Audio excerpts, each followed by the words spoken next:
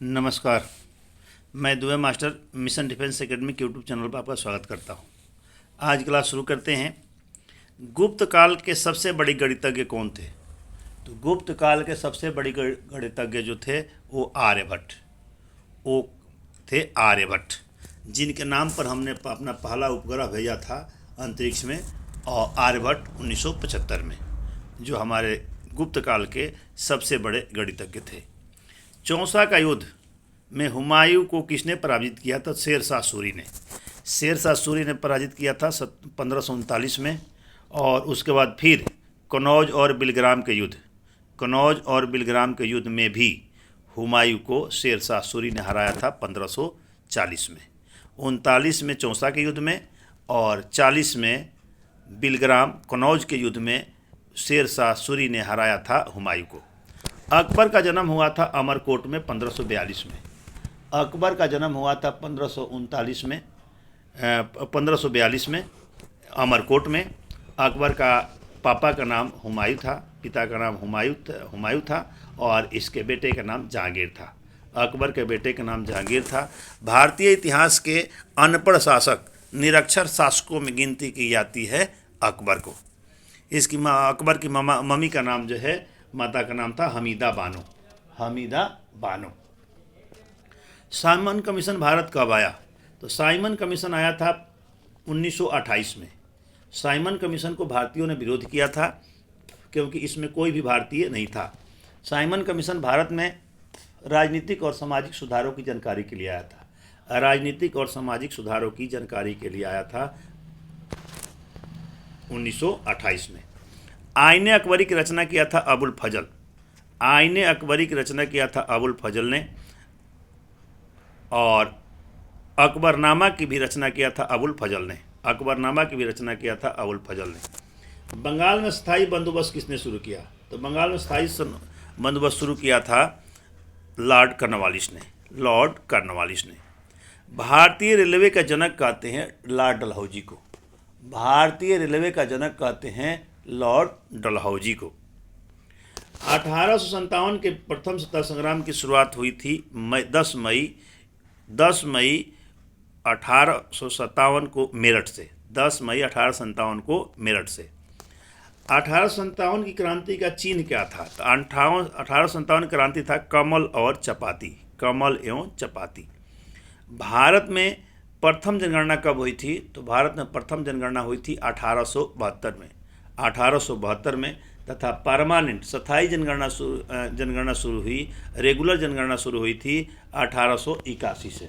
1881 से रेगुलर जनगणना शुरू हुई 1881 से और पहली बार हुई थी 1872 में। भारत का अंतिम वायसराय, भारत का अंतिम वायसराय एवं स्वतंत्र भारत का पहला गवर्नर जनरल था Lord Mountbatten. Lord Mountbatten Bharat का अंतिम वायसराय तथा स्वतंत्र भारत का प्रथम गवर्नर जनरल था। भारत की आज़ादी के समय भारत का वायसराय लॉर्ड माउंटबेटन था। स्वतंत्र भारत का प्रथम भारतीय गवर्नर जनरल जो 21 जून 1948 गवर्नर जनरल बना था, उसका नाम था सी राजगोपालाचारी। सी राजगोपालाचारी पहले भारतीय और अंतिम भारतीय थे जिन्होंने गवर्नर जनरल का पद संभाला। एकमात्र भारतीय जिन्होंने गवर्नर जनरल का पद संभाला था वो थे स्वतंत्र भारत में सी राजगोपालाचारी। चाहे परतंत्र भारत में भी और स्वतंत्र भारत में एकमात्र भारतीय थे सी राजगोपालाचारी।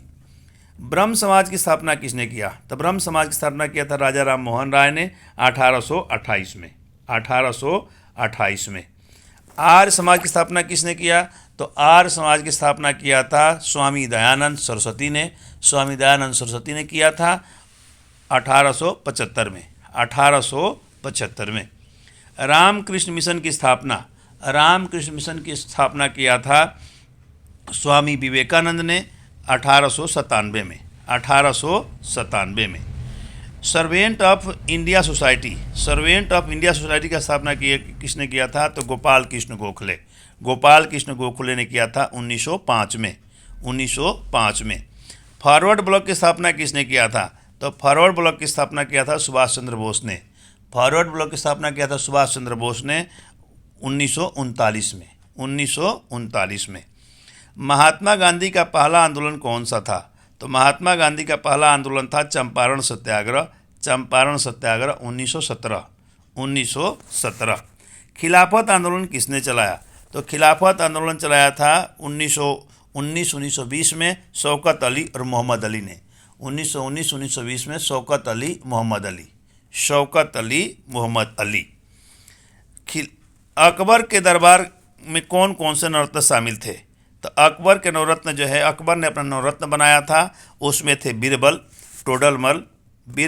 टोडरमल, अबुल फजल, तानसेन, मुला दो प्याजा, भगवान दास, मान सिंह, फैजी और अब्दुल रहीम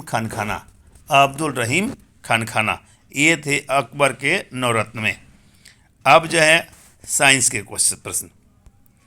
हैजा टाइफाइड के कारण शरीर की छोटी आंत प्रभावित होती है। हैजा टाइफाइड के कारण शरीर की छोटी आंत प्रभावित होती है। बर्ड फ्लू चिकन पॉक्स जो होता है H5N1। स्वाइन फ्लू होता है H1N1 और ब्लड फ्लू होता है H5N1। जोड़ों का सूजन आर्थराइटिस नामक बीमारी है। श्वसन पथ संबंधी बीमारी ब्रोंकाइटिस है। श्वसन पथ नामक बीमारी जो है ब्रोंकाइटिस है। दमा दूषित वायु के कारण होता है। प्लाज्मा में पानी 91 से 92% होता है। प्लाज्मा में पानी कितना परसेंट होता है? तो 91 से 92%। शरीर में रक्त जमने में सहायक होता है, हिपेरिन रोकता है। शरीर में रक्त को जमने में से हिपेरिन रोकता है। संक्रमण के दौरान WC बढ़ती है। हृदय के भार 300 ग्राम होता है। हृदय का भार कितना होता है? तो हृदय का भार लगभग 300 ग्राम होता है। हृदय 1 मिनट में 72 बार धड़कता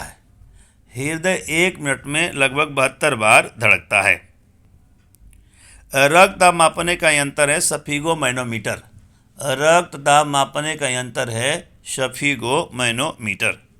गैस दाब मापने का यंत्र है मैनोमीटर। हृदय से रक्त विभिन्न भागों में ले जाने भाग को धमनी कहते हैं। हृदय से रक्त को विभिन्न भागों में ले जाने वाले काम जो है धमनी करती है। तथा शरीर के विभिन्न भागों से हृदय पर रक्त लाती है सिराएं। और हृदय से पूरे शरीर में रक्त ले जाती हैं धमनियाँ। पल्मोनरी धमनी की दीवारें मोटी और लचीले होती है। धमनी में शुद्ध रक्त प्रवाह होता है।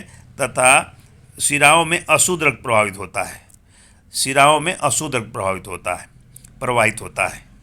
पल्मोनरी धमनी में अशुद्ध रक्त प्रवाहित होता है।